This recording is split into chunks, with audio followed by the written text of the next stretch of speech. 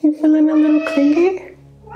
And then you pretend like you didn't want me to pick you up when I get you in front of the camera? Yeah.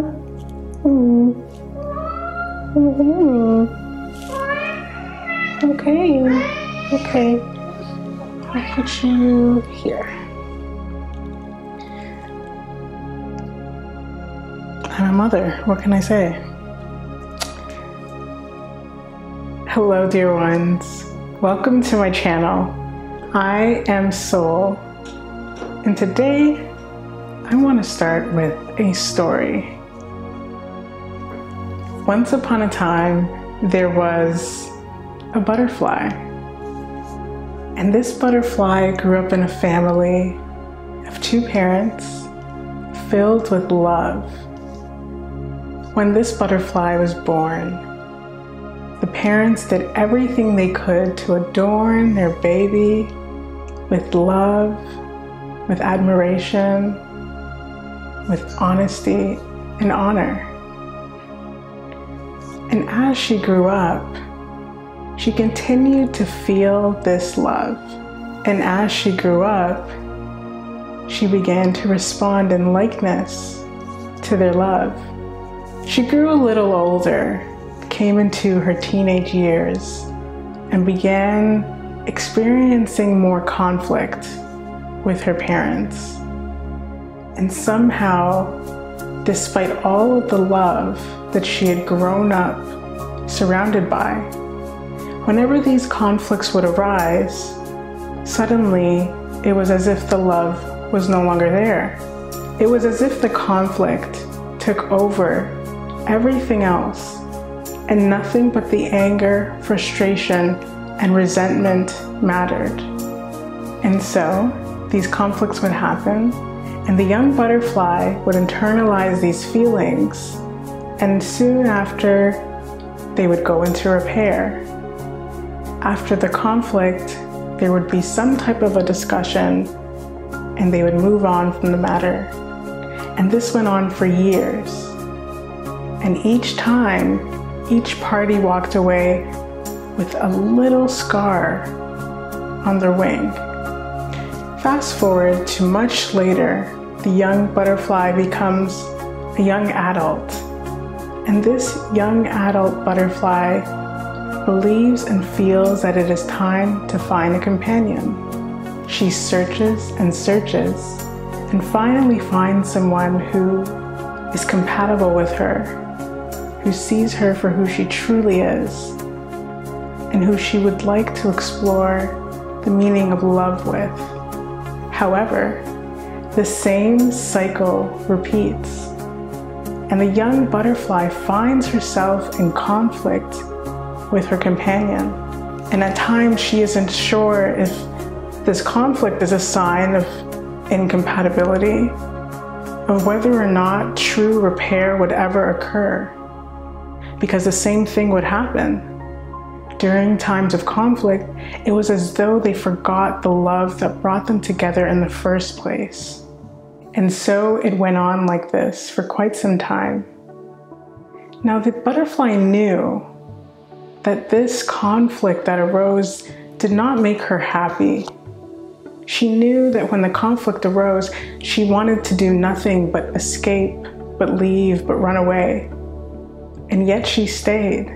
And it wasn't until she met a bird who instilled the following words of wisdom that she had a change of heart. The meaning of true and unconditional love is to give. When we are in a state of expecting, of desiring to receive, we cannot truly love. When we are constantly comparing and contrasting and asserting ourselves without ever truly wanting to understand another's perspective, we cannot experience love. Love comes from a very full vessel. Love cannot come from a half full or an empty vessel. I love children's stories because they bring us back to a time of innocence, to a time of purity, a time where we connected with our imagination and our creativity, and we were rooted in what truly matters. And this story, however fictitious it is, it parallels so much of what real life is. Whatever we experience in our childhood, we take on in our lifetime, and we continue to exhibit those same patterns as we grow older. It isn't until we become aware of the impact that certain things have left on us, whether positive or negative, and then decide to make a change, that we're able to even be open or willing to see beyond what we've been taught. A question that we might ask ourselves is, can true love exist in the presence of sorrow? In the world that we find ourselves in, it might seem, upon first hearing it, unrealistic to be able to experience love without sorrow because of the state of the world, because of the way that we rely on the external instead of looking within first. But if we think about it, the moments where we experience true love are always rooted in purity and in peace. When we begin to lose that connection, that's how we know we've diverted away from love and towards attachment, towards ego, towards body consciousness, towards illusion. And it's important to ask ourselves in our relationships, not only with others, but within ourselves, when we say that we love, does that love go away in the midst of conflict? And if the answer is no, how can we stay rooted in that feeling, stay rooted in that knowing, even when we are triggered, even when we are activated to display a highly emotional reaction? The answer always comes back to the self. When we haven't created that relationship with ourselves where we're able to monitor the way that we're feeling, to distinguish between the thoughts that we're having and the way that we're feeling, which is informing what we're observing and what we're therefore creating, it's impossible to be able to self-regulate not only the mind, but also the reactions that we have and how quickly we're able to lose our peace of mind. As we look around us, there is so much fear in the form of hatred, the sibling of anger that exists in this world.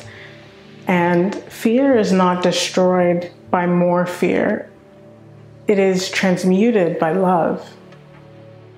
And if we have any hope of changing the world, or at least feeling good within our bodies and able to maintain a sense of peace as the world goes on, we have to be able to come back to love.